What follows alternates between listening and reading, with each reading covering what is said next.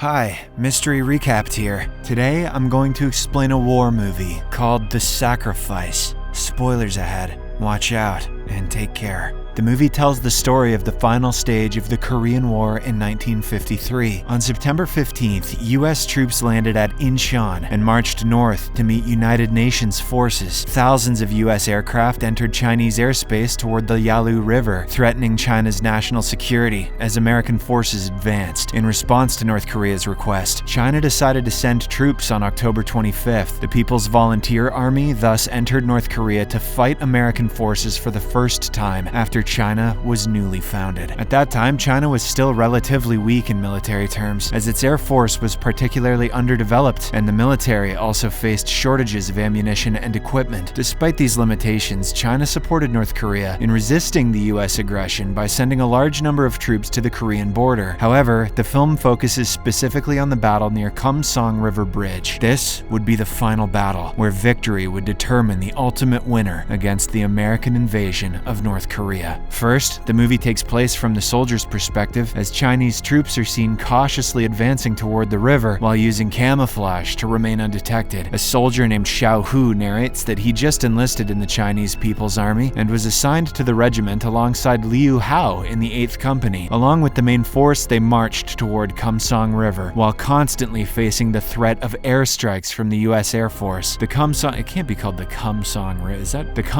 River became the greatest obstacle preventing the Chinese troops from reaching the front line, since the bridge they built is repeatedly bombed by the U.S. Air Force. Crossing the river directly is not possible because the water is deep and the current is strong. Along the riverbank, gunners are stationed to defend the area and protect the soldiers responsible for repairing and maintaining the bridge. Later, the soldiers of the 8th Company continue advancing cautiously. Suddenly, they stop when a whistle is blown, warning them that an enemy reconnaissance aircraft is flying overhead. Their female radio operator quickly tries to contact the engineering unit to get an update on the bridge's condition. Soon after, the sound of bombing is heard as the bridge comes under heavy attack. While Chinese troops rush to repair the damaged structure, a gunner fires at a B-26 bomber and successfully shoots one of the aircraft down. They celebrate as the plane is completely shot down, while the remaining aircraft retreat back toward their base. The officer on the radio orders them to stay where they are because the bridge collapsed after the bombings. The soldiers have no choice but to stop and wait for the next orders from the commander. Liu Hao, who is obsessed with earning a military medal, pressures the commander, Lieutenant Gao, to allow him and Xiao Hu to search for another route forward. However, the lieutenant firmly refuses, insisting on discipline and strict adherence to orders. Shortly after, Gao is approached by a soldier who informs him that the troops must reach the Kumsong River Bridge before 6 a.m. Their unit is scheduled to cross last and must help the engineering troops if the bridge is damaged again. Next, Gao orders all of his squads to gather their gear and prepare to repair the bridge, but not long after, their position is spotted by U.S. forces and comes under heavy, long-range artillery fire, causing further damage to the bridge. As a result, the radio operator is unable to receive signals from Chinese troops. The commander orders her to head to the bridge, while Liu and Xiao Hu climb to a higher position to re-establish communication. Meanwhile, Chinese troops resume repairing the bridge, but soon a whistle signals that another enemy aircraft is approaching. This time, it targets the plantation where the gunners are positioned. Fortunately, the Katyusha rockets of the Chinese army strike deep into American positions, creating a critical diversion. During this time, Gao and his troops continue assisting the engineering unit in repairing the bridge. He contacts Liu Hao and Xiao Hu, who are at the top of the hill, to help monitor for enemy reconnaissance planes. The radio operator then states that the company can cross the bridge in about 10 minutes because the wooden repairs on the bridge are almost completed. Shortly after, the bridge is eventually repaired and soldiers begin crossing. However, the scout plane soon reappears overhead. In a shocking twist, the gunners start lighting fires around their position to draw the aircraft's attention toward themselves. Upon seeing this, Liu Hao is stunned and realizes that the gunners plan to sacrifice themselves to engage the enemy aircraft, hoping to buy precious time for the soldiers to cross the bridge safely. So Liu Hao rushes towards the bridge to help with the repairs himself, but before he can reach there, several delayed action bombs explode beneath the water, destroying a large section section of the bridge. Several soldiers who were volunteering to repair are gravely injured in the blast, including Lieutenant Gao. A devastated Liu Hao tries to help him, but the lieutenant tells him to focus on the mission instead of worrying about him. Even in his final moments, he orders Liu Hao to ensure that the bridge is repaired every time it is damaged, no matter the cost. Amid the crisis, only one gunner remains alive and continues fighting bravely. He manages to hit the aircraft, but several larger bomber planes are already overhead, preparing to destroy the bridge. Liu Hao is not afraid and stands firmly as a massive explosion occurs, creating a huge blast. In the second segment, the movie shifts to the perspective of the American pilots who are flying reconnaissance and bombing the bridge. We are introduced to Pilot Hill and his partner Pilot Colin, who have just finished bombing the bridge and dropping delayed action bombs. Although the Chinese military industry is still far behind, the American pilots are surprised by the Chinese army's determination as they refuse to give up on the building and repairing of the bridge under heavy bombardment. Suddenly, while they are flying calmly in the air, one of the anti-aircraft guns opens fire and attacks Colin's plane. Colin is shot down and loses his life, while a devastated Hill is forced to fly away because his plane runs out of ammunition. Not long after, Hill returns to the area, accompanied by another pilot, Smith, and is shocked to see that the bridge is repaired again. Hill becomes furious and wants to avenge his dead friend, but Smith tries to calm him down. Exhausted from the fighting, Hill orders long-range artillery fire using M155 howitzer units to attack the main Chinese troops and destroy the bridge. In the next scene, air traffic control launches M155 artillery attacks on the bridge and the surrounding area. Smith confirms the collapse of the bridge to the superiors and prepares to return to the base. Suddenly, Hill turns back and informs Smith that he has some personal business to finish. Hill then attacks the anti-aircraft gunners blindly, firing at their positions without clear targets. However, he is also brutally shot by a Chinese soldier during the battle. Long story short, an injured Hill flies back toward the base with Smith, but on their back, Chinese Katyusha rockets strike and destroy the US frontline base. Hill becomes furious after seeing the destruction and realizes that many of his fellow soldiers are likely dead or wounded. He decides to make the Chinese forces pay, so even though he is repeatedly ordered to return immediately, he refuses the command and turns off his radio. Next, Hill sees shots being fired into the sky as if he is being challenged to a deadly aerial duel. He spots the flames illuminating the enemy gunner's position, which exposes their location. Hill now begins circling the battlefield as one of the gunners opens fire from the other side. Bullets fly relentlessly between the two sides as they engage in a fearless duel. Even after being struck by long-range fire, Hill continues fighting and manages to kill several Chinese soldiers. Next, Hill thinks he has won and reports to the anti-aircraft command that the bridge and enemy defenses have been destroyed. Soon, hidden underwater bombs are triggered and explode, severely damaging the bridge. Despite this, Chinese troops quickly return and begin repairing again. After this, the Americans send larger bomber planes to continue the attack, and they're frustrated because the bridge keeps being repaired every time it's destroyed. Hill is injured by a bullet but feels determined to keep fighting, so he attacks again and fires at the Chinese defenses. He manages to hit targets, but the large bomber has already released its bombs over the bridge. Next, we see the third segment of the film, which takes place from the perspective of the anti-aircraft gunners. They are Sergeant Zhang and Sergeant Guan, who are tasked with protecting the bridge from American aircraft attacks. While observing the Chinese troops repairing the bridge, Sergeant Guan is approached by Sergeant Zhang, who informs him about their AA guns. These heavy weapons require many soldiers to operate and are very important for defense. However, because Guan was caught smoking during battle, he was demoted from command and his troops are now led by his subordinate, Zhang. Even though Zhang now leads the unit, Guan still struggles to accept his demotion and often behaves as if he were still in command. The gunners only have 2 heavy anti-aircraft weapons, and they must hide one of them because Zhang does not want enemy reconnaissance aircraft to discover their weapon locations. Because if the enemy knows their positions, it would be very dangerous and would greatly limit their defensive movement as they have limited ammunition. The first heavy weapon is held by Guan on the open corn, and the second undisclosed heavy weapon is held by Zhang in the hidden area. This morning, the engineering company repairs the bridge, and Guan orders the signal tower operator to raise the flag to allow troops to cross the bridge. At the same time, 2 bomber planes appear in the sky, and the anti-aircraft gunners quickly prepare to fire. A few moments later, the first explosion hits the bridge. One of the gunners tries to shoot the reconnaissance plane, but the target is out of range of his weapon. Sergeant Guan becomes annoyed because the gunner cannot fire effectively early, so he takes control of it himself. He successfully shoots down one of the reconnaissance aircraft, which turns out to be the plane of pilot Colin. This event becomes the start of his growing resentment toward the enemy air forces and the war. While Guan is firing at the second plane, Zhang refuses to reload the ammunition and keeps reminding him that there are only 28 rounds left. When Guan asks why he did not reload the ammunition, Zhang responds that he is not the company commander. So Guan scolds him, saying that although he is only a private, he is still senior to many soldiers here. An annoyed Zhang then steals Guan's tobacco powder and runs to the hidden anti-aircraft gun located in the bushes. Later, Zhang returns to the first AA gun position, but Guan asks him to return and guard that gun as well so they can fire at enemy aircraft together. However, Zhang refuses and suggests that they should switch positions instead. He further explains that the current position is compromised and it is too dangerous for Guan to stay there, but Guan argues that this location has a clear line of sight and allows him to fire without obstacles. Zhang insists that Guan should not be stubborn and should save his life for when the troop crosses the river. Guan feels touched, but still refuses to leave and asks if Zhang can give him 10 missiles, to which the latter agrees. Feeling emotional, Zhang gives Guan some corn as well, and then leaves to take position at the second anti-aircraft gun. After a few moments, the guards hear the sound of approaching enemy planes again, so Zhang immediately blows his whistle and rushes to his firing position to prepare for another attack. However, instead of aircraft, the attack comes from long-range American artillery fire, targeting the main troops and the bridge. It hits several soldiers with explosive shockwaves, and the second round of artillery fire strikes the bridge, causing serious damage. The gunners cannot do much because the attacks are coming from long-distance artillery units, and one of the shells nearly destroys Zhang's position. After the attack stops, the Chinese engineering troops quickly move forward to repair the bridge again. That night, Zhang notices something strange and immediately blows his whistle to alert everyone to be on guard. His instincts are correct, and soon they hear a reconnaissance plane flying overhead. The plane begins firing at Guan's position, and Guan tries to return fire, but his shots do not hit the plane, and he continues firing until his ammunition is completely exhausted. Refusing to give up, he keeps using the available weapon to fire at the aircraft, but unfortunately,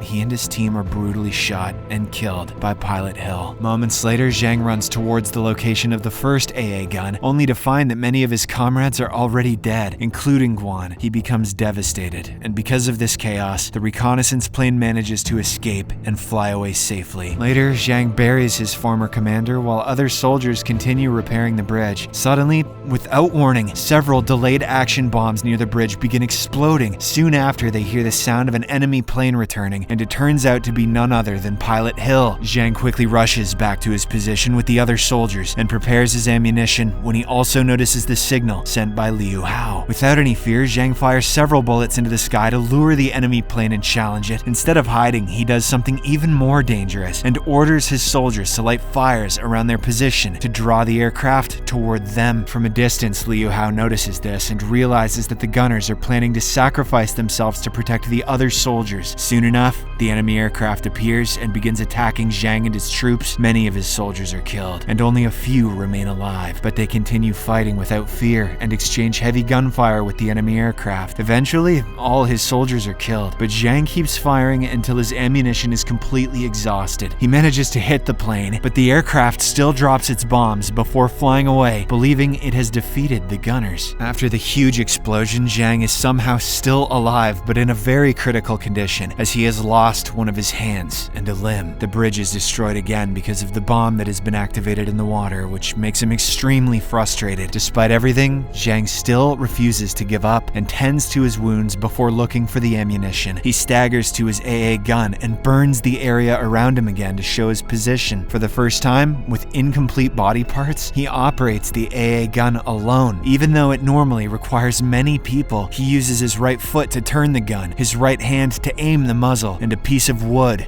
to pull the trigger. Using his last bit of strength, Zhang fires at the enemy aircraft and ultimately manages to shoot down Pilot Hill and end his life. He then tries to blow his whistle to warn the troops, but he is too weak to do so. He watches as the bridge collapses again and loses consciousness. Next, we see the last part of the film from the perspective of the bridge after it is bombed yet again. One of the people who survived the bombing is Liu Hao, who is badly burned and has injuries to both of his eyes. We also see Zhang's body already already dead and standing in a charred state, while still holding a piece of wood. The bridge is destroyed and can no longer be used, and it seems like everything is over for the Chinese troops. In a shocking twist, though, several soldiers who turn out to be still alive appear on the bridge and begin repairing it again. Moments later, Pilot Smith is ordered to return and check the bridge for further activity. He reports that they had bombed the bridge only half an hour earlier, so he believes that there should be no movement there. However, his superiors order him to return again because they have detected movement